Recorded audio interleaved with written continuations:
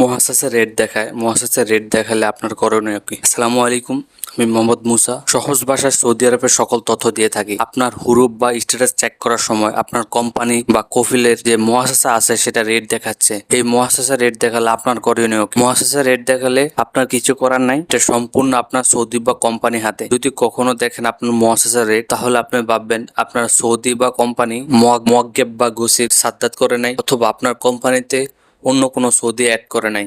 এই কারণে আপনার মহাসাসা রেট দেখাচ্ছে। এখন আপনার মহাসাসা রেট দেখালে কি করণীয়, বা মহাসাসা রেট দেখালে আপনার আকামা রিনিউ হবে কিনা? হ্যাঁ, কোনো সময় আকামা রিনিউ হয়ে যায়, ছুটি লাগে, এতে আপনার কোনো সমস্যা হবে না। কিন্তু গভর্নমেন্টের যে রুলস রয়েছে, ওই রুলস সম্পূর্ণ না হওয়া পর্যন্ত আপনার মহাসাসা বা কোম্পানি রেট দেখাবে। এখানে আপনার কোনো কিছু করা নেই, এটা সম্পূর্ণ আপনার যে সৌদি বা কোম্পানি আছে তার উপর ডিপেন্ড করে।